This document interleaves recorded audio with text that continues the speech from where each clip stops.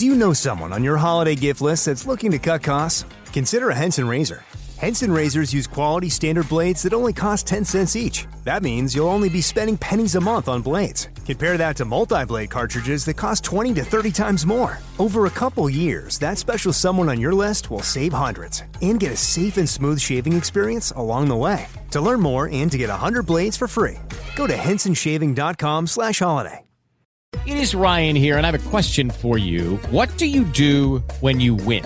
Like, are you a fist pumper, a woohooer, a hand clapper, a high fiver? I kind of like the high five, but if you want to hone in on those winning moves, check out Chumba Casino. At ChumbaCasino.com, choose from hundreds of social casino-style games for your chance to redeem serious cash prizes. There are new game releases weekly, plus free daily bonuses. So don't wait. Start having the most fun ever at ChumbaCasino.com. No purchase necessary. VGW. Void where prohibited by law. See terms and conditions. 18+.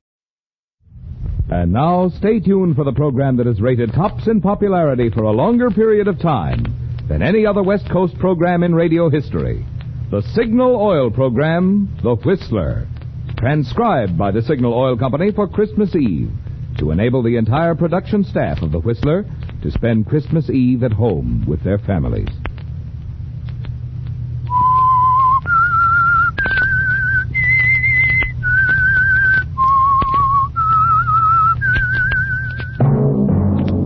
Signal, the famous Go Farther gasoline, invites you to sit back and enjoy another strange story by The Whistler.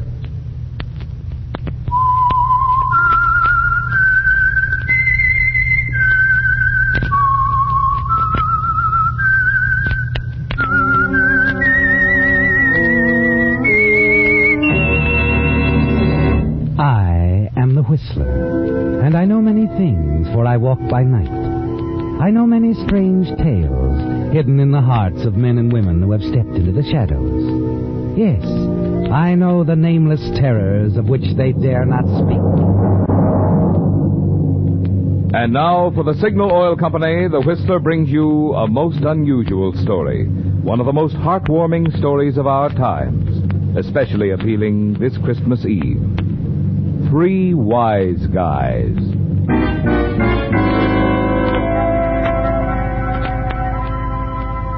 'Twas the night before Christmas, and all through the house not a creature was stirring, not even a mouse. Even Broadway, that glamorous avenue of make-believe in faraway New York, seemed empty, deserted. Most cafes and eating places were closed, but the doors of an occasional refuge for those hardy souls who prefer to walk alone were still open. Such a place was Good Time Charlie's Bar on 49th Street, where on another Christmas Eve, a series of unusual events began, ending in one of the most unusual stories Good Time Charlie had ever listened to. At the moment, Charlie is listening to the voice of a man named Al. As is well known to one and all, Charlie, I am not one to complain. But it strikes me that Broadway would bring very little tonight on the open market. I know you 10, maybe 15 years, Al. Until now, I don't know there is an open market. For the past 12 months that I know of, I am 100% legitimate. Honest, legitimate Al. Want another rock candy and rye? Without the rock candy? I very seldom indulge in alcoholic beverages. But in answer to your question, yes. Haven't seen you for a year, Al. Want to run over that part again where you tell me you're playing it straight for the past 12 months? As of last Christmas Eve, I am a 100% honest ticket scalper. I do not make a killing, but I get that good, warm feeling that comes with being 100% legit. It feels good to play it straight? Cozy. You want to tell me about it, Al? I do not mind if I do, Good Time Charlie. It all begins a year ago tonight, right here in your strictly high-class drum. Blondie Swanson was here with me, remember? Yeah, I think I do remember, Al. Now, Blondie Swanson is one of the gentry which operates on that side of the law as very few calls right, though Blondie himself always feels this is a matter of opinion. But Blondie is not concerned with his racket a year ago tonight. You are busy chauffeuring the bar, Good Time Charlie, so maybe you do not notice the sad scene. Yep, it is last year, just about this same time, when Blondie comes in here, his big frame pretzeled with grief. Hello, Al. Well, hiya, Blondie. I see you are not so happy tonight. Why not join me in a medicinal rock candy and rye? Without the rock candy. I am fighting off a touch of grip. Okay, Al. I got a bad case of memories tonight. If I can pack away the grip, maybe it can take a load off my memories. Hey, Charlie, 2 more rock candies and rise, without the rock candy. I'll slide them down. Are these conversational memories, Blondie, or shall we give them the clamp? You recall a doll named Clarabelle Cobb, Al? Miss Clarabelle Cobb? Of course I do. She is well known to one and all on Broadway as a leading light with George White's scandal some years back. Yeah. Well, Christmas Eve is an anniversary for me. It was on Christmas Eve that Clarabelle left me to marry an honest guy in Akron, Ohio. Here you are. Oh, drink up, Blondie. Up to now, I remember Miss Clarabelle Cobb as a doll with Class A judgment. Why did she put distance between her and you? Well, Clarabelle was a gal that didn't care as much about how much money you had as she did where you got it. She felt that my role was ample but tainted. And this is why she puts on the exit? Right. I can see now that she was right, but now it's too late. But there must be other dolls as beautiful and desirable, and not such quizmasters as to where the scratch comes from. I'll never look at another doll again, Al. They're there for other guys. Hey, Blondie. Huh? Blondie Swanson. Well, if it ain't the Dutchman. Why, look, Al. Al, Blondie, Yule-tide's all around. Oh, I cannot believe my eyes, Dutchman. I have not seen you in these parts for maybe a full calendar or so. I've been detained in the West. Oh, it's a sad story. And I can see that all you two guys need is one more sad story. But you're not going to hear none. I got good news for you. And you have come to the right place, Dutchman. I always get kind of down on Christmas Eve. What I'm going to tell you will give you a big lift. Blondie, you and me have pulled a few fast deals together, but I got one tonight that's the softest touch of all. Oh, you can listen, Al. We'll cut you in, too. I have turned down soft touches before, but not wishing to be rude, I will hear you out. Well, some months back, 3 other guys and me knocked off a tin safe in a factory over in Pennsylvania. It was a cinch haul on account of we received a dead center tip. The tip was on the level. So we stash 50 G's in our grip sack and get set to hit the open road. Something detained you? The cops. After hot blasting from both sides, I find myself alone on the lam with 50 G's in the grip sack. But it's not a clean getaway, and I figure it's better to find a hiding place for the dough, not wanting to be caught with the goods. I am beginning to get the idea. You're suggesting that the 3 of us go for this dough tonight and cut it 3 ways. That's the idea. It's in an unpopulated barn, under the floorboards. When I decide to go get it, the first guy I think of is you, Blondie. How about it? I must admit, I got no other plans, Dutchman. Nice of you to think of me. Count me in. How about you, Al? I am not generally known as a spoil sport, but this prospect frankly holds no appeal for me. I do not wish to join the party. This your final answer? Yes, Dutchman, you may quote me. I will not go with you.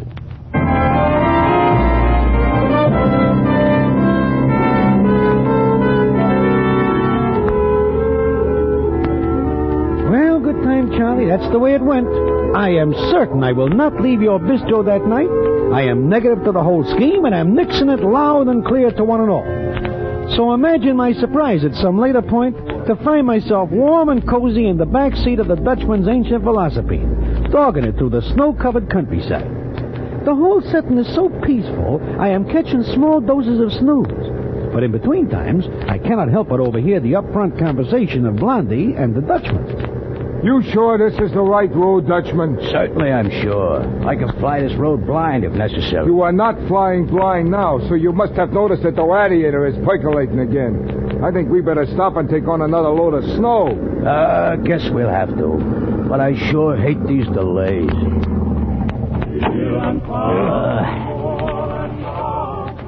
Hey, Dutchman. Listen. Must be coming from that little church. Yeah. Come on, help put the snow in the radiator. Sounds real pretty, that kind of singing. You think that's pretty? Well, you hear real music. The kind money makes when it's crisp.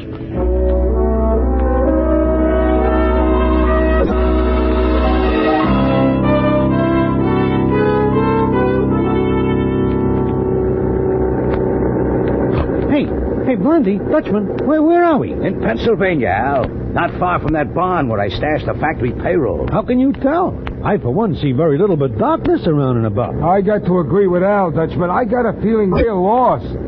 Maybe we better give the whole scheme up. You two give up easy.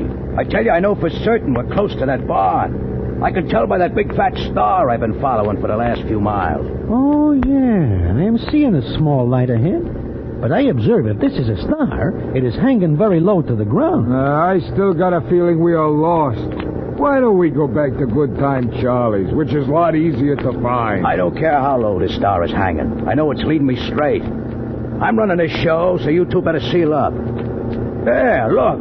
I'm right as rain. This is a barn. I do not wish to start an exchange of words, but that star you follow turns out to be nothing more than a light from the window of said barn. Okay. So somebody's living in the barn. I'll take care of them if they're too hard to get along with. I vote for getting out of here. I am not dressed to call on strangers myself. Come on, and cut the gab. Besides, maybe there's only animals in the barn. I don't see no human footprints in the snow, except ours. Oh, be doggone. Look through that window, Blondie. Is that a doll in there? Let me see. Yeah, she's a doll. Not only that, I don't think she's feeling in the pink either. Well, now that we are here, let us go inside and see if there's anything we can do for her. I don't care nothing about a sick doll. I want to lay my mitts on that grip sack with a 50 G's in it. Come on.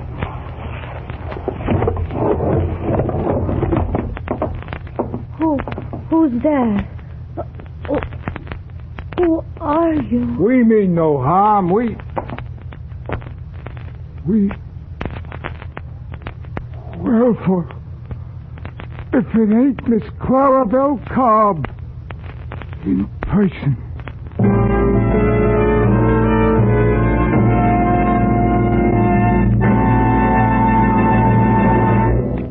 Friends, to all of you who have opened your homes to the Whistler, not only throughout the year, but even tonight on Christmas Eve, the Signal Oil Company has asked me to express their sincere appreciation for this privilege and pleasure. And we of the cast want to add our thank you, too.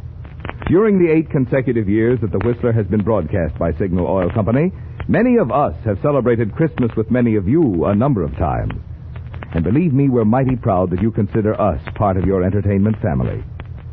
Tonight, on behalf of Signal Oil Company and the independent signal dealers who serve you in the states of California, Oregon, Washington, Idaho, Nevada, Arizona, and Utah, I want to convey warmest season's greetings. May the many blessings of living in these United States of America enrich your holiday season and the new year.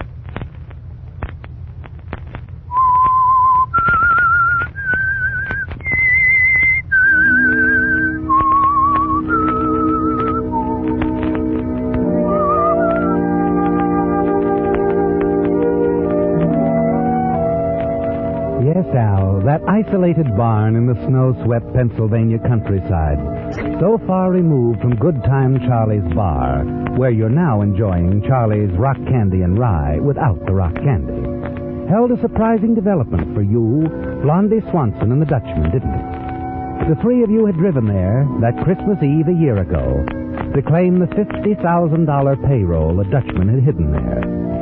The presence of Miss Clarabelle Cobb in the barn at your arrival was something not even her ex-boyfriend, Blondie Swanson, could fathom immediately. And you were even more puzzled than Blondie, weren't you, Al? Only the Dutchman seemed to have the faintest understanding of what it's all about. So you turned to the Dutchman. Dutchman, I am not understanding all this.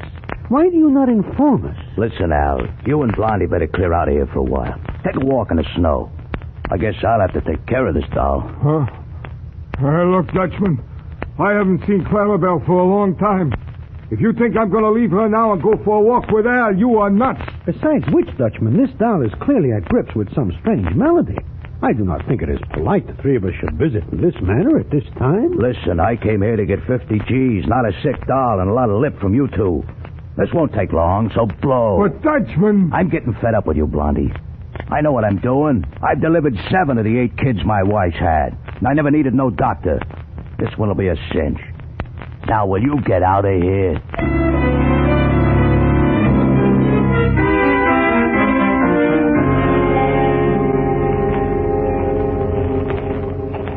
I cannot help but say this is quite a night for surprises, Blondie. Yeah. I, for one, can take winter sports or leave them to someone else. Al, Yeah, Blondie. We could take the Dutchman's car there. You think Clarabelle will be better off if we get her a doc? Well, I am new in this racket, Blondie. But if you want an inexperienced opinion, I will say... What was that? What? That! Well, Blondie, I am new in this racket. But if you want an inexperienced opinion, I will say Miss Clarabelle Cobb is a cinch mother. Come on, let's get back to the barn.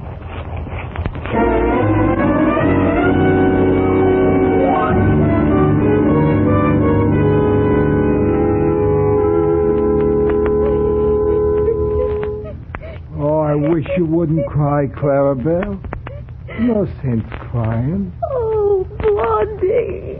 I know if all of a sudden I found myself with a brand new kid, I wouldn't be crying. Especially since it's such a beautiful kid. You really think he's beautiful, Blondie? Oh, I sure do. He's sleeping, huh? Uh-huh. Bless his heart. If he only gets a break. Oh, don't worry about him, Clarabelle. A beautiful kid like that, they love him in Akron. Oh, Blondie, there's so much I want to tell you. Yeah, but maybe you ought to sleep now yourself, huh? Not till I tell you, Blondie. You gotta know about everything. Why I'm staying here in Dr. Kelton's barn. About Joe, my husband. He's in such trouble, Blondie. He's in jail. Come on, Al. Let's go find the gripsack. I know right where it is.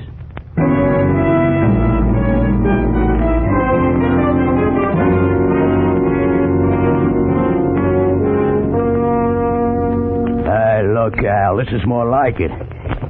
Yeah, it's all there. $50,000. A very likely sight. This is all that counts. A fat swatch of cash, especially if it's mine. Come on, let's get Blondie and clean out of this barn. You ain't going anywhere with that dough, Dutchman. You want to play that again, Blondie? Same song. I said you ain't going anywhere with that dough. Now, you tell me what he said, Al. I don't like what I'm hearing. Blondie has mouthed the same identical words 2 times around, Dutchman. And I, for one, get the impression he means it. I do. You didn't tell us the whole story of this dough and how you came by it, Dutchman. Now, listen, Blondie. No, I've been listening. I heard everything you said about this factory payroll job you pulled, and you never did say anything about trussing up the bookkeeper at the factory that night. So what? Not only that, you make it look like it's an inside job and leave the bookkeeper to take the rap. So they got to nail somebody for it. Why are you building such a case for this cluck bookkeeper? This cluck bookkeeper, Joseph Hatcher, happens to be Clarabelle's husband. That's his kid you delivered, Dutchman. No kidding. No kidding. Did Miss Clarabelle Cobb tell you all this, Blondie? She told me plenty. This Joseph Hatcher's been cooling in the clink ever since. He was doing a special bookkeeping job for his factory. Came here from Akron to do it. He's a right guy, an honest guy. Or can you understand that, Dutchman? Here, Blondie, here's something honest I understand. Yeah, a gun. Easy, Dutchman. Shut up, Al. Now, look, Blondie, I've been patient with you. I know you're soft for this doll, and that's your business. But you're interfering with mine, Blondie, and I don't like that. Now, let's get her here, with the dough, and quick. I said, come on, let's get going. Dutchman, please put the iron away. It is not in keeping with the season to pull a heater on Blondie. In addition to which, the shouting is apt to wake that kid, who is a pretty tired character like his mama. Well, now you're going soft, Al. What's with you two? Listen, Dutchman. Clarabelle's husband don't know she's living in this barn. When she heard they'd sorted him away on a bum rap, she came here to try to help him. And she found out she was going to have a kid, and she looked up a doc here, a guy named Kelton. Clarabelle's got no dough. But Doc Kelton gives her first-rate care all up to now. Even fixes it so she can stay in his barn. It is not great, but it beats living in a snowbank. Stow it, will you? The heater, Dutchman. Hide it, huh? Yeah, okay. But I'm still running the show, wise guys. And this is what we do. Blondie, here's the gripsack. Take my crate out there and find this Doc Kelton character. Pay him off for what he's already done for the doll. Give him some more for taking care of her and the kid from here on in. Then bring the gripsack back here, and we'll blow. Yeah. You bet, Dutchman. And you can tell this doctor a couple of things for me. Tell him to get Clara Bell and the kid to a hospital where they belong. Sure, Dutchman, sure. And tell him that till now we didn't need no doc. That the Dutchman took care of things perfect. And that Mama and kid are doing nice. Real nice.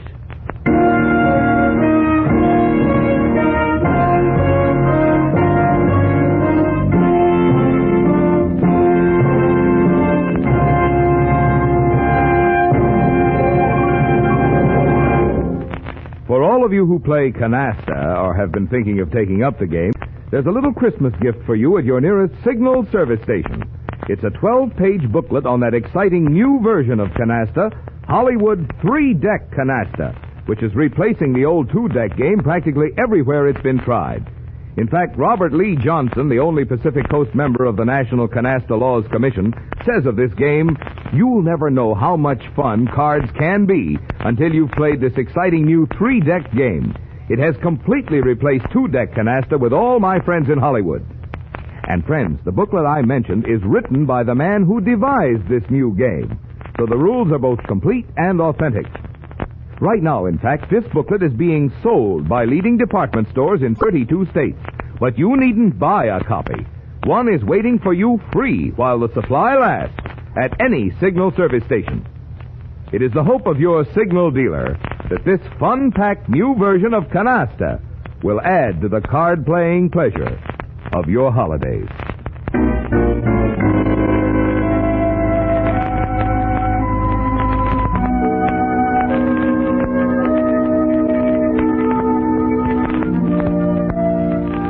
It was almost midnight on Christmas Eve at Good Time Charlie's bar on West 49th Street, as Al continued his amazing account of the story of that other Christmas Eve that crossed the lives of Blondie Swanson, Miss Clara Bell Cobb and her newborn son, the Dutchman, and his gripsack containing $50,000. As Al continued talking to Good Time Charlie, a faraway look came into his eyes.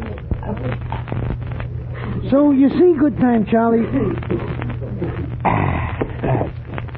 it is no more than small wonder that since all this takes place a year ago this very night, me, Blondie, and the Dutchman have settled down to 100% legitimate endeavors. Yeah, sure, and why not? A three-way split on almost 50 stolen G's is a cinch beginning to this straight and narrow. You are laboring, as they say, under a misapprehension, Good Time Charlie. I see now where it is only fair I tell you the rest of this story.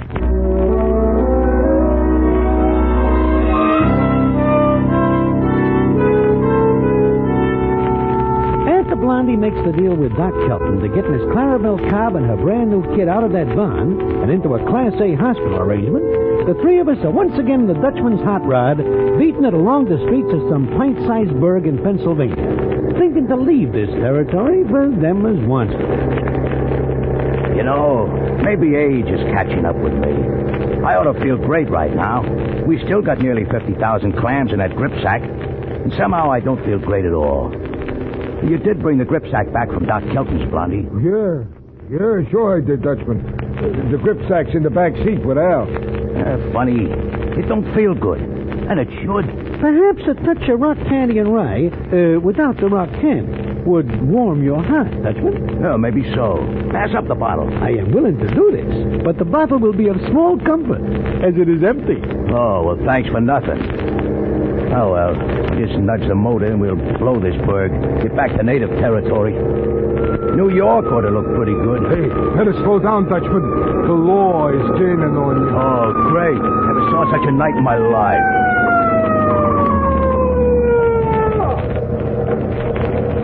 That red light back there was no Christmas tree ornament. You should have stopped.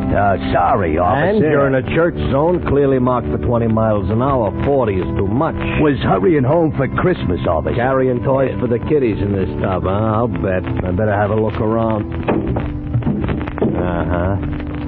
Oh, what's in this gripsack? Oh, nothing, officer. As empty a gripsack as you'll ever run into. Yeah. No need to open it. It's empty. Well, you're right about that, mister. There's nothing there. Yeah, huh? Easy, Dutchman. But you sure? It's empty? Sure, I'm sure. Weren't you? Oh, yeah, sure. Sure, I was sure. I just wanted you to be sure. Carrying nothing but empties, huh? You guys empty this bottle all by yourselves? This bottle is once full of medicine, officer. I myself have been warding off a touch of the grip. I am now in the pink, as the saying goes. Oh, wise guys, huh? 3 wise guys. You know, if it weren't practically Christmas, I'd haul you in. Go on now, get out of our town. Oh, yeah, and Merry Christmas, 3 wise guys. Yeah, same to you.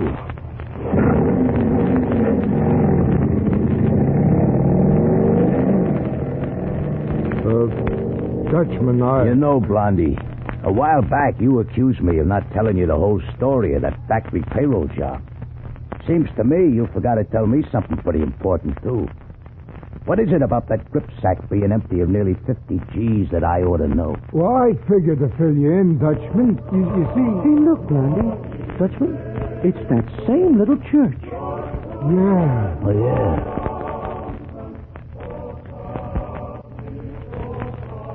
You know something? It's a miracle. I don't know yet what happened to that nearly 50 G's in the grip sack, but if that copper had caught us with that dough, we'd be on our way to the clink right now. An astute observation. Yeah. Well, you see, Dutchman, when I called on Doc Kelton tonight, I left all the dough with him, the whole 50 G's. I told him to give it back where it belongs. I told him enough more that the doc is sure he can spring Clarabelle's husband out of jail. So him and Clarabelle and the new kid can be together. Say, this Doc Kelton is a right guy. Oh, I'll say he is. He even agreed to give us a head start for the Pennsylvania border before he notifies the law. This is a right guy. Yeah, and we better oblige the Doc and ourselves by making a border ahead of the cops.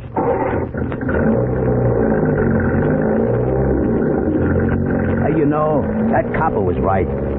3 wise guys, he called us. If we wasn't pretty wise, we'd have had all that cash on us when he pulled us over to the curb.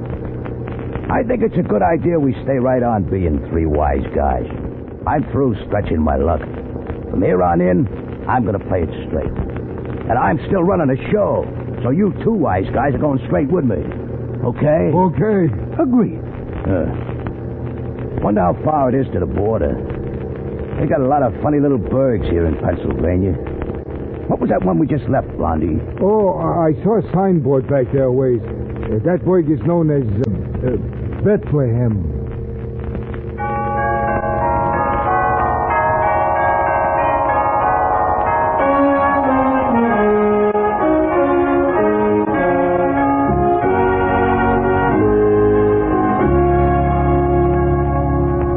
And so, on a night before Christmas, in Bethlehem, Pennsylvania, 3 wise guys were strangely touched by the spirit of the season. A spirit born in another Bethlehem nearly 2,000 years ago.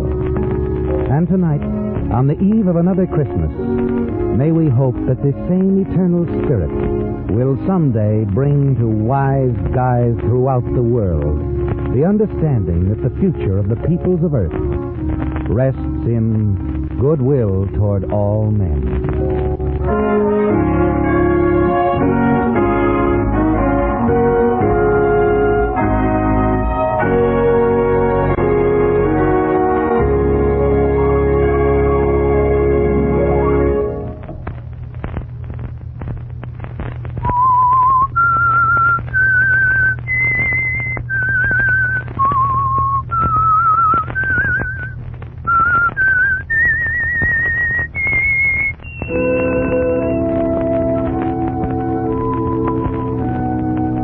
Let that whistle be your signal for the Signal Oil program, The Whistler, each Sunday night at this same time.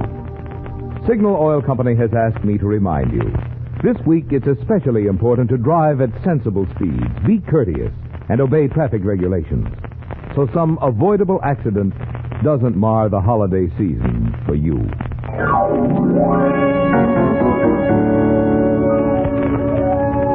Remember what I said at the beginning of the program, friends? That you'd find tonight's story unusual and heartwarming? Now, wasn't I right? I'm sure many of you recognized it as one of the late and great Damon Runyon's most famous tales. The radio adaptation was by Kathleen Height. Featured in tonight's story were Bill Foreman, John Brown, Marvin Miller, and Jack Moyle. The Whistler was transcribed and directed by George W. Allen with music by Wilbur Hatch and was transmitted to our troops overseas by the Armed Forces Radio Service. The Whistler is entirely fictional, and all characters portrayed on The Whistler are also fictional.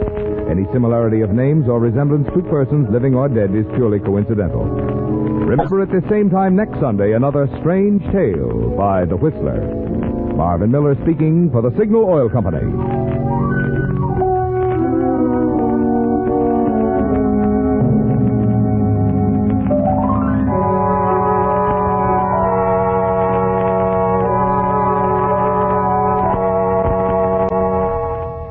Hello, it is Ryan, and we could all use an extra bright spot in our day, couldn't we? Just to make up for things like sitting in traffic, doing the dishes, counting your steps, all the mundane stuff. That is why I'm such a big fan of Chumba Casino. Chumba Casino has all your favorite social casino-style games that you can play for free anytime, anywhere with daily bonuses. That should brighten your day a little. Actually, a lot. So sign up now at ChumbaCasino.com. That's ChumbaCasino.com. No purchase necessary. VGW Group. Void where prohibited by law. See terms and conditions. 18+.